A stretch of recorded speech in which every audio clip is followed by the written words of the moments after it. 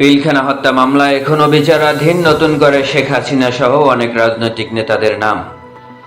2009 সালে 25শে ফেব্রুয়ারি দেশের ইতিহাসে ঘটে যায় এক মর্মান্তিক অধ্যায়। রাজধানীর পিলখানায় তৎকালীন বাংলাদেশ রাইফেলস সদর দপ্তরে সংঘটিত হয় এক নৃশংস হত্যাকাণ্ড। প্রাণ হারান প্রায় 57 জন সেনা কর্মকর্তা। দীর্ঘ বিচারক প্রক্রিয়া আপিলের মধ্য দিয়ে মামলাটি এখনও নিষ্পত্তির অপেক্ষায় রয়েছে। এতে আসামি ও নিহত সেনা কর্মকর্তাদের পরিবার দীর্ঘদিন ধরে ধৈর্যের মুখোমুখি হচ্ছেন।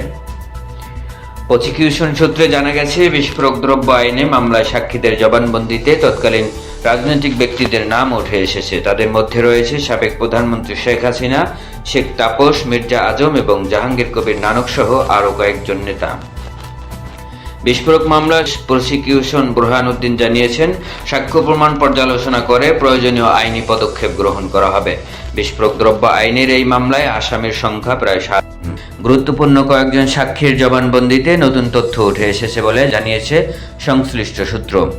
উল্লেখ্য, বিচারিক আদালত 2013 সালে 5ই নভেম্বর 152 জনকে মৃত্যুদণ্ড, 160 জনকে যাবজ্জীবন কারাদণ্ড এবং 226 জনকে বিভিন্ন মেয়াদে কারাদণ্ড প্রদান করে। পরে হাইকোর্ট 139 জনের মৃত্যুদণ্ড বহাল রাখে। এছাড়া 185 জনকে যাবজ্জীবন ও 228 জনকে বিভিন্ন মেয়াদে কারাদণ্ড দেওয়া হয়। মামলাটি বর্তমানে সাক্ষ্য গ্রহণ পর্যায়ে রয়েছে। সাম্প্রতিক সময়ে কয়েকশো আসামির জামিন পেয়েছে বলেও জানা গেছে। 2009 সালে সেই রক্তাক্ত 25শে ফেব্রুয়ারি জাতির ইতিহাসে এক বেদনাময় দিন হয়ে থাকবে চিরকাল। আজকের এই পর্যন্তই। পরবর্তী পর্বের সাথে থাকুন।